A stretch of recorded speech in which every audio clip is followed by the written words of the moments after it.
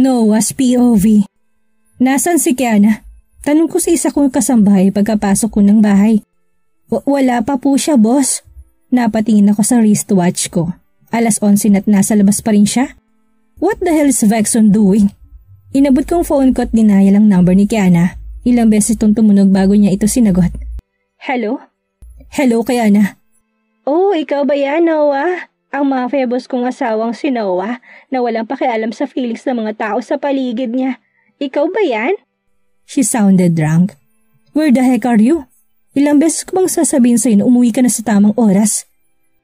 Pwede bang tumigil ka na sa pagpakapanggap na may pakialam ka sa akin? Hayaan mo kong gawin ang gusto ko, okay?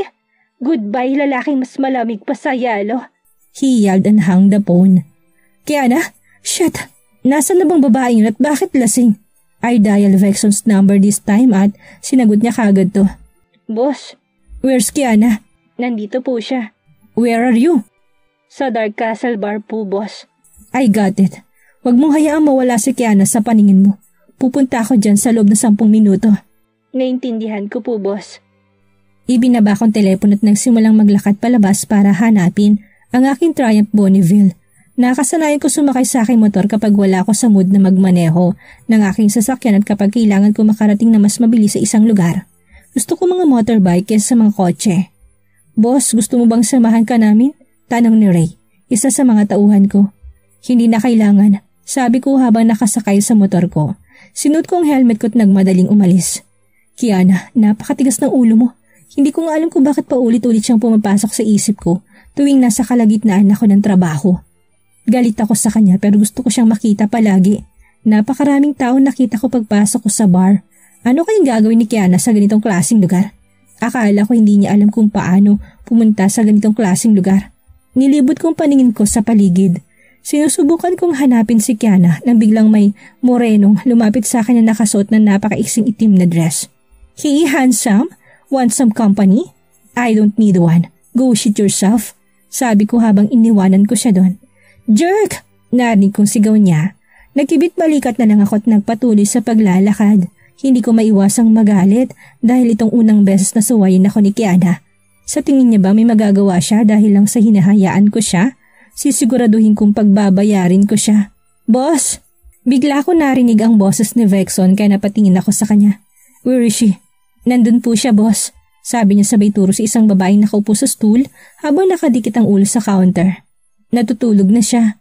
Naglakad ako papunta sa kanya. Kiana, hindi siya sumasagot kaya kailangan ko siyang tawagan ulit. Kiana, bigla siyang nagangat ng ulo tumingin sa akin. Noah, iuwi na kita. Ano? Hindi, ayaw ko sumama sa'yo. At sa tingin mo may pakialam ako? Sasama ka sa gusto mo hindi. Sabi ko sabay hawak ko sa kamay niya at hihilayin na sana siya nang tanggalin niyang mga kamay ko. Sabi ko ayaw ko nga sumama sa'yo. Gago ka! Sigaw niya tapos tumakbo na siya palayo sa akin. Buwis itong babaeng to. Kiana! Lasing na siya kaya naman naabutan ko siya at binuhat sa balikat ko na parang isang sako ng bigas. Anong ginagawa mo? Ibaba mo ako! Diba sabi ko sa'yo, sasama ka at sa ayaw at sa gusto mo.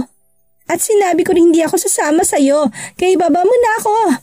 Hindi ko gagawin yun, sabi ko habang hinampas ko siya. Aray! Manyak! Sigaw niya na kinatawa ko. Nakatulog siya pa uwi kaya no choice ako kung hindi dalhin siya sa kwarto niya.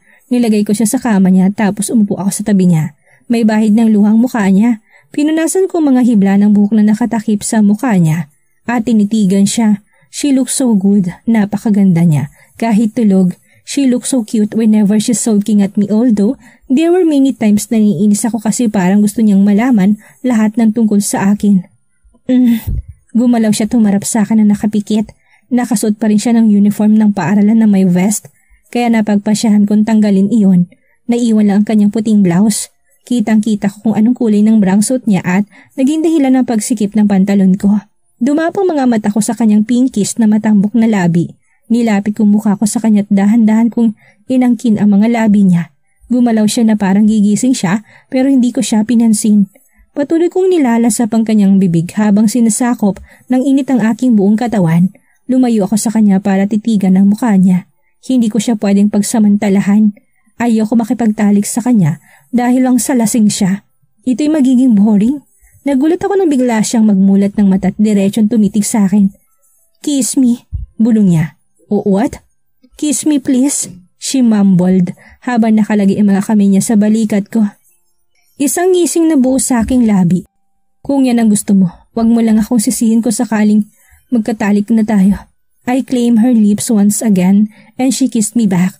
Kinagat ko ang pang-ibabang labi niya na para lang magkaroon ako ng libreng pagpasok sa loob ng bibig niya. "Hindi mo alam kung gaano ka-addict sa labi mo, Kiana. Kiss me more. You're impatient, ha?" Hahalikan ko na sana ulit siya nang bigla kong mapansin ang mga luhang dumadaloy sa kanyang pisngi. "Julius." "Ano?" Julius." Kiana's POV. Parang mabibiyak sa sobrang sakit ang ulo ko pagkagising ko. Naupo ako sa kama saka doon ko na-realize na nasa loob na pala ako ng kwarto ko sa mansyon ni Noah. Hindi ko maalala nangyari kagabi pero tandang-tanda ko pa rin kung paano nadurog ang puso ko nang makita ko si Julius na halikan ng babaeng yun. Hindi ko alam na may girlfriend na pala siya dahil hindi niya naman nabanggit. Sa bagay, nasabi naman niya sa akin may babae siyang nagugustuhan. "Miss Kiana," nagulat na lamang ako na biglang lumabas si Vexon mula sa banyo. "Vexon? Nagulat naman ako sa'yo." "Pasensya na po Miss Kiana, ihanda ko na pong panligo niyo. Pwede na po kayong maligo dahil ang sabi ni boss ay gusto niya kayong makasabay mag-almusal." "Ha? Nandyan pa si Noah?" Tumango siya. "Opo." Tumayo ako saka lumapit sa kanya. "Okay." "Oo nga pala, salamat sa pag-uwi sa akin. Hindi ko na maalalang eksakto nangyari kagabi. Pero natatandaan ko namang kasama kita. Hindi ako nag-uwi sa inyo, Miss Kiana." "Ha? De sino? Huwag mo sabihin." "Opo, Miss Kiana." Tinawagan niya ako para tanungin kung nasan ka tapos nagpunta kagad siya sa bar na yon para iuwi ka. Nalaki ang mga mata ko. Ano?" Tinignan kong sarili ko't doon ko lamang na-realize na iba na palang suot kong damit. "Huwag mo sabihin na siya rin ang..." "Opo, Miss Kiana." Pero bakit mo naman siya hinayaang gawin yon?" "Asawa mo siya, Miss Kiana. Walang masama kung siyang magpapalit ng damit mo." Ramdam kong pag-iinit ng buong mukha ko habang iniisip kung paano sinamantala ni Noah ang pagkakataon habang natutulog ako. Bakit ba kasi ako nagpakalasing? Bulong ko sa sarili ko habang pumapasok sa banyo. "Do you still have hangover?" Tanong sa akin ni Noah saktong pag-upo ko sa katapat na kinaupuan niya. "Hindi na gaano." Tugon ko nang hindi nakatingin. "Hindi ko nga maintindihan kung bakit kailangan mong uminom ng sobra kung hindi mo naman kaya sarili mo." Nagpatuloy lamang ako sa pagkain at hindi siya pinansin. "Kiana, are you still mad about it?" "Saan?" "About what happened last time when I yelled at you." Umiling-iling ako sa tumingin sa kanya. Tungkol ba doon?" "Syempre hindi. Alam ko namang hindi na dapat ako magtanong patungkol sa personal mong buhay. Huwag kang mag-alala. Hindi na ako magtatanong pa ng mga ganun. Pasensya na talaga. Ayoko lang kapag may mga tao nagpupumilit na usisahin ng aking personal na buhay." Sabi niya. "By the way, I was the one who changed your clothes." Kaagad ko naramdaman ang pag-iinit na magkabilang pisngi ko. "Hindi mo na kailangan pang sabihin yan." "Maybe you wanted to ask? Meron ka bang?" "Wala akong ginawang masama sa'yo kaya wala kang dapat ikabahala." Ayoko ng persahang pagtatalik. Paano mo nababanggit ang salitang yan na parang wala lang?" Ninosente siyang tumingin sa akin. "About what? Pagtatalik?" Manahimik ka. Papasok na ako." Sabi ko sabay tayo. Tumayo rin siya kasunod ko. "I will pick you up later." "Hindi na kailangan. I have to. Ayokong late ka na naman dumating. Ayoko marinig ulit na nasa bar ka. Umiinom na parang baliw." Umirap ako. "Bye." Actually, wala ako sa mood na pumasok sa university ngayong araw pero ayaw ko rin namang manatili lang sa bahay. Mabuti na lang at parati na lang nasa office niya si Julius. At least hindi ako mapipilitang makita siya kung hindi ako pupunta sa infirmary. "Kiana!" Nagmamadaling tumakbo palapit sa akin si Criza May pagkapasok ko pa lang ng classroom namin. "O Criza!" Naupo ako saka siya umupo sa tabi ko. "Anong nangyari kagabi ha? Alam mo bang nagpunta sa bar ang asawa mo at inuwi ka? Oh my God, Kiana, kung nakita mo lang kung gaano siya ka-cool nang hawakan ka niya sa braso at sinabing sumama ka sa kanya. Ayaw mo pa nga sumama sa kanya kaya binuhat ka niya na parang isang sako ng bigas. Hindi mo dapat siya hinayaang gawin yun, Criza. At tingin mo pipigilan ko siya? Kayang-kaya niya nga akong patayin gamit lang isang kamay." Sarkastiko niyang sabi. "Bakit? May nangyari ba? May ginawa ba siya sa'yo? Oh my God! Don't tell me na pinagsamantalahan ka niya habang tulog ka." "Sinabi ko na sa'yo, Hindi mangyayari yun, Kriza. As in never. Talaga ba? Hindi mo nga maalala nangyari kagabi sa bar. Paano ka nakasiguradong wala nga siyang ginawa sa'yo? Tumingin ako sa kanya. Wala naman akong kakaibang nararamdaman sa katawan ko. Talaga? Sa bagay, sigurado naman ako hindi ka makakalakad ngayon kung may nangyari nga sa inyong dalawa. Kriza, na-imagine mo na ba kung gaano kalaking alaga niya, Kiana? Oh my God! Anong malaki? Miss Kriza May? Laking gulat naming dalawa ni Kriza May na bigla na lamang sumulpot mula sa likuran namin ng lecturer namin. Wala po, miss. Pinag-uusapan lang po namin ni Kiana kung gaano kalaki yung agila. Halos matawa na kaming dalawa. Agila? Opo, agila. May alaga po kasing malaking agila si Kiana sa bahay nila. Tumingin ang lecturer namin sa akin. Totoo ba yun, Miss Kiana? Opo. Pwede ko bang makita yun? Ay naku, hindi po pwede. Si Kiana lang po pwedeng makakita sa malaking agila na yun. Singit pa ni Kriza kaya napailing na lamang ako. Tumango lamang ang lecturer namin bago muling tumingin sa akin. Kung ganun, alagaan mo na lang ang agila mo, Miss Kiana. At oo nga pala, pwede mo bang ibigay ang mga papel na to kay Dr. Torres? Sabi pa niya sa kainabot sa akin ng mga papel. Tumingin naman ako kay Kriza May para humingi ng tulong. Miss, ako na lang po magbibigay kay Dr. Torres. Ang sabi ko, Miss Kiana, hindi Kriza May. Sinabi rin ni Dr. Torres na may sasabihin siya sa'yo kaya bilisan mo na at magpunta ka na doon habang hindi pa nagsisimula ang klase natin. Napabuntong hininga na lang ako. Panay yung buntong hininga ko habang naglalakad papunta sa infirmary. Bakit kasi kailangang ako pa? Hindi ko pa gustong makita si Julius. Ayaw ko pang makita ang mukha niya dahil naalala ko lang nakita ko noong nakaraan. At paano kung kasama rin niyang babaeng yun ngayon? Huminga ako ng malalim nang marating ko ng infirmary. Naglakad ako palapit sa pinto at nanginginig ang mga kamay kong hinawakan ng doorknob. Kailangan ko ba talagang ibigay ang mga papel na ito sa kanya? Pero hindi ko kaya. Paano kaya kung iwanan ko na lang ang mga ito dito sa sahig? Sigurado naman ako makikita ito ni Julius sa oras na lumabas siya. O sabihin ko na lang sa lecturer namin na wala si Dr. Torres. Tama, sasabihin ko na lang na. Kiana, nalaki ang mga mata ko nang bigla na lamang nagbukas ang pinto ng infirmary. At lumabas doon si Julius habang diretso nakatingin sa akin. Kaagad naman ako nag-iwas ang tingin sa kanya. Dr. Torres, mabuti naman at nakita na ulit kita, Kiana. Hinanap kita kahapon pero ang sabi ng nurse sa akin umuwi ka na raw. Saan ka nagpunta ha? Oo nga pala, sa loob na tayo mag-usap. Sabi niya sa kapapasok na sana sa loob ng infirmary pero kaagad akong umiling. Hindi na, Dr. Torres. May klase pa kasi kami kaya kailangan ko ring bumalik agad sa klase. Pwede naman akong gumawa ng dahilan para sa'yo. Nakangiti niya sabi sa akin. Naku Julius, huwag kang makangiti-ngiti sa akin ng ganyan matapos mong halikan ng babaeng yun kahapon. Marami na rin kasi ako na-miss na klase. Isa pa, nagpunta lang naman ako dito para ibigay ang mga papel na ito sa'yo. Halata sa mukha niya nagulat siya sa inasta ko. Inabot ko sa kanya mga papel at kaagad niya naman yung kinuha mula sa akin saka tumango-tango. Naiintindihan ko, next time na lang siguro tayo mag-usap. Basta magpunta ka na lang dito kapag gusto mo ko makita o hindi magandang pakaramdam mo. Aalis na ako. Cool sabi sa kanya saka nagsimulang maglakad paalis. Ramdam kong pangingilid ng luha sa mga mata ko. Siya ang pinakahuling tao na gusto kong tratuhin ng ganito. Pero hindi ko alam, hindi ko talaga maiwasan. You look so gloomy today. Komento ni Noah habang naglalaro kami ng chess sa kwarto niya. Walang gana akong tumingin sa kanya. Ha? Did something happen? Are you sick? Hindi lang talaga magandang pakaramdam ko, tugon ko. Panandalian muna siyang tumitig sa akin bago muling nagsalita. Kung ganun, hindi natin dapat ipagpatuloy ang larong ito sa ngayon. Gawin na lang natin sa ibang pagkakataon. Kaagad ako napatingin sa kanya. Seryoso ka? Sumandal siya sa couch. Ayokong pilitin ka kapag wala ka sa mood. That would be unfair for both of us. Isang chess champion na nakikipaglaro sa chess sa isang amateur. Hindi ba unfair yun? No, it's not. Naalala mo ba yung nangyari kagabi nung dinala kita sa kwarto mo? Sinabi ko na sa'yo, wala akong naalala na kahit na ano. Nagkibit-balikat siya. You mean even when you kissed me? Nalaking mata kong tumingin sa kanya. Ano sinabi mo? Anong ginawa ko? You kissed me. I mean, you pleaded with me to kiss you. At bakit ko naman gagawin yun? Sigurado naman akong ikaw ang humalik sa akin at namantala sa sitwasyon. Kiana, ilang beses ko bang sasabihin sa'yo na ayaw ko nang pilitin ng pagtatalik? Hindi naman ako nag-initiate ng kiss ikaw. Hiniling mo pa nga na halikan kita ulit nang hindi ko na ginagawa. Ramdam kong pagliyab na magkabila akong pisngi sa sobrang hiya. Imposible yan. Hindi ko gagawin yun. But you already did, baby. Tumayo ako saka tumingin sa kanya. Di sana tinulak mo ko pala yung tiniwang mag-isa kaysa halikan ako pabalik. And why would I do that?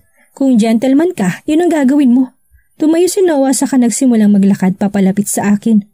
Well, I'm sorry because I'm definitely not a gentleman. Anong ginagawa mo? Tanong ko habang patuloy sa pag-atras hanggang sa maramdaman ko na lamang ang malamig na padar sa likuran ko.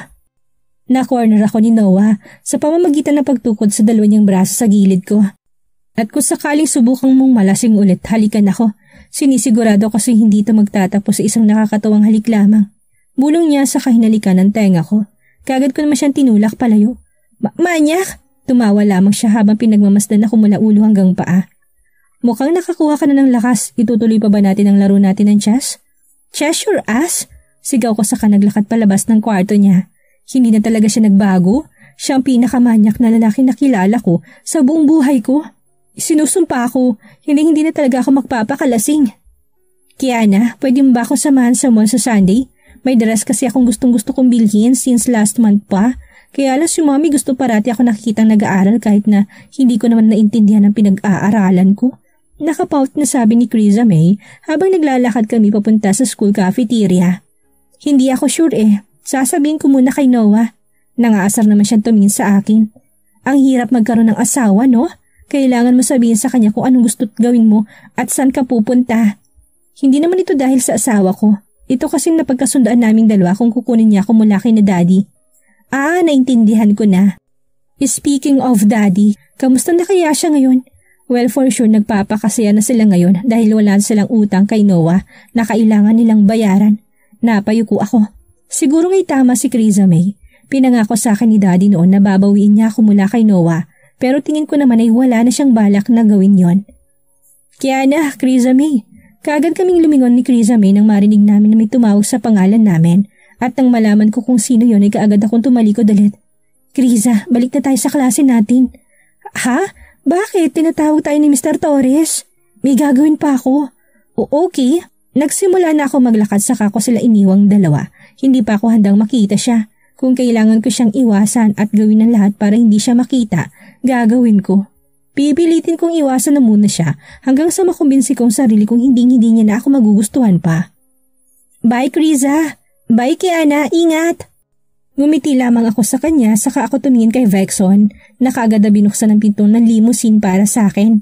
Sasakay na sana ako sa limousine na yon na bigla na lamang may humawak sa braso ko.